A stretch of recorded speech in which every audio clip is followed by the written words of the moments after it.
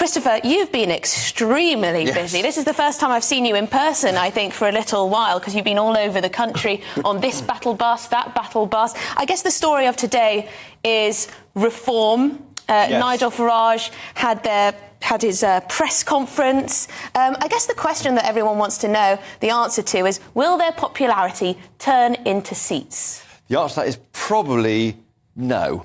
Certainly not the number you might expect, given the scale of support for reform at the moment. We spoke earlier on GBNews to Martin Baxter from Electoral Calculus. He thinks that the numbers are quite extraordinary. If reform gets maybe 30% of the vote, they might get 30 seats, which is, you'd expect that kind of level would be hundreds of seats. So I think So you'd have to get 30% to around get 30 seats. Wow. That's right. I made a quick note of what you were saying. It was on Martin Daubney's show.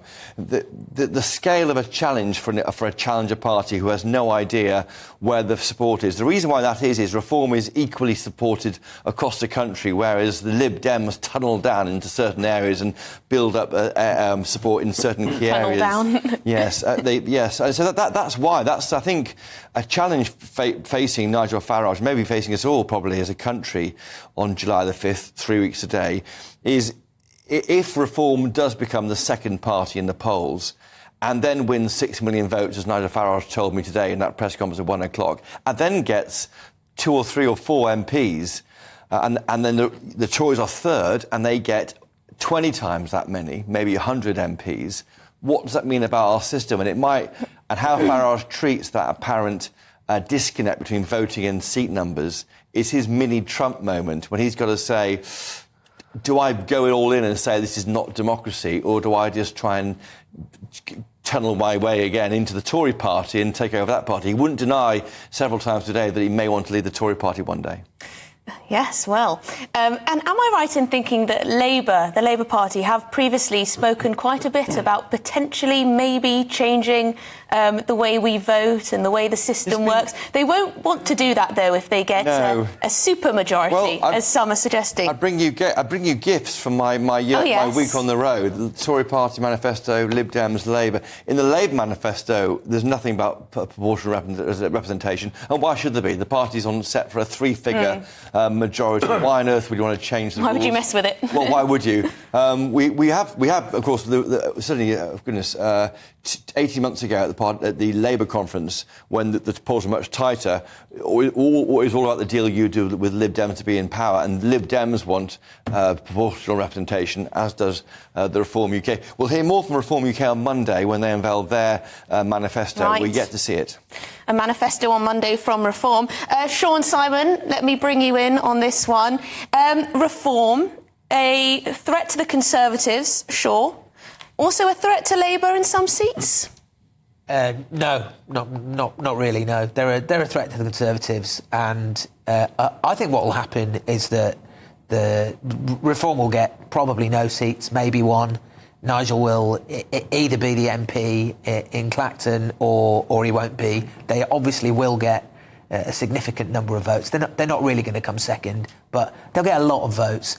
And the Conservative Party after the election will be without a leader. And if Nigel joins the Conservative Party and runs to be leader, he will win. And that's the game changer. That's what Reform does. It's not about Reform becoming the second party in British politics. It's about Nigel Farage becoming leader of the Conservative Party, which could be a matter of weeks away. Paul is shaking his head. Oh, sorry, I'll bring you in then, Christopher. Yes. So when asked that very question, Siôn, he just said, boring, boring, boring. He saw that as a kind of Westminster bubble response to his popularity. He believes that Reform UK is the big challenger brand over a 6-year period. He knows as well as I do that that's not the case and not going to happen. He knows that the Conservative Party's been there forever and it's going to be there forever and remains the opposition. He also knows that it's an almost broken party that will be without any kind of leadership, not just without any leadership, but with no sense of direction, ripe to be taken over and controlled by the very clever and political Nigel Farage. Is that so, Paul Scully? No. I mean, the thing is about Nigel Farage, he has done an amazing job in terms of just getting into the zeitgeist of the country, but he is a one-man, front-man, showman kind of a figure, rather than working out how to lead a party. He can build a brand. Where is it a threat to us? Yes, it is, because if you look at the JL poll, I think it was the JL Partnerships poll that came out last week, they actually did a flowchart about where the 2019 votes are going, and it actually shows that around half of the votes that are leaving the Conservative Party at the moment are going towards reform, and about half of them are going the other way, going to Labour and Lib Dem. So if we lurch one way or another, you lose the other lot anyway. So just this thing that's saying there's some panacea by doing a deal with reform, whether Nigel Farage or not, is not practical. If you add 18% for reform against 17% for the Tories, and that YouGov poll overnight, you get to 35%. But I think which is what Labour are on. So you deal with the problem straight away with that deal. You sort out the right. No, because you don't hold on to the votes some of the votes that we've got, because you'll have more people drifting off towards the left from that. So that doesn't work. That's not a perfect sum, unfortunately. But I think the point is we do need to have that conversation after the election as to which way we go. But we need to do it in a steady way and take the party with us. He can't just take over the party, by the way, because it doesn't just go straight to the members. The MPs have got to vote, and clearly it depends on which MPs are left. Are they more One Nation Tories who wouldn't vote for Nigel Farage, or are they more ERG and to the right of the party? And Siôn, if Labour do win, and if they win big, that's what the polls are suggesting, at least for now, if they win big, they're going to inherit the same problems that the Conservatives are trying to deal with at the moment. It could be that the honeymoon period, if there is one, is very short.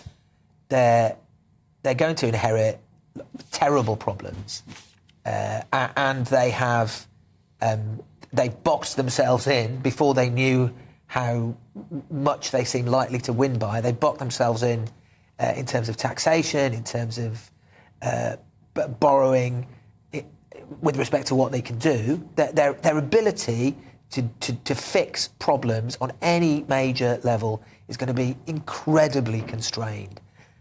So yes, the honeymoon will be very, very short, and their approach to that you can see from their election manifesto, which uniquely had no new policy, no new promises. It's never happened before, and you can see that's the beginning of a process of them saying to people, we're not going to be able to do very much. You're going to have to give us time, and you're going to, in brackets, you're going to have to elect us again.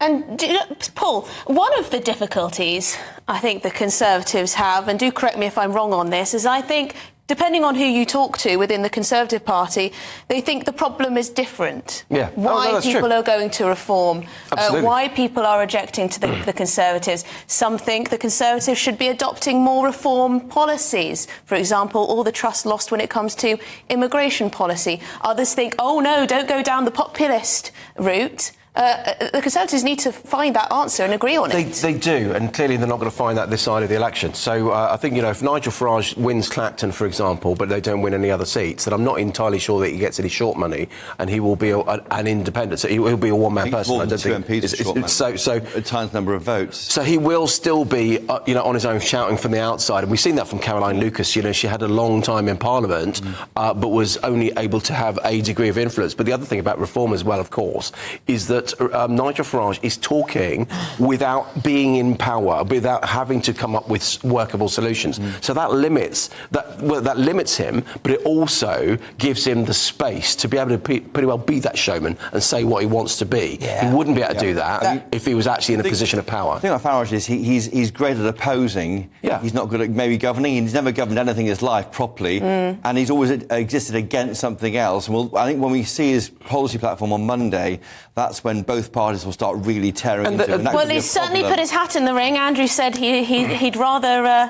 Andrew's got in touch. He says he'd rather see Farage sparring with Starmer at the dispatch box than Rishi Sunak. Actually, quickly say about what others have been doing today. Very quickly. Very briefly. Ed Davey had a quiet day. Keir Starmer said he's going to be tough on NIMBYs who oppose pylons. He wants to... Oh, yes. There's a big issue in Norfolk, I think. I've seen the Shadow Chancellor's been backing their pylons to march across parts of Norfolk, and that's been opposed by community. So one of the big battles over the next 5 years if Labour win will be getting Britain building again infrastructure, and that'll be fought. Boris Johnson, column just dropped.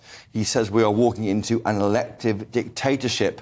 which is a line used in the past to describe a government with a massive majority. And that's what Sir Geoffrey Cox was saying to me, I think it was yesterday, the one socialist, one-party state. That was his words.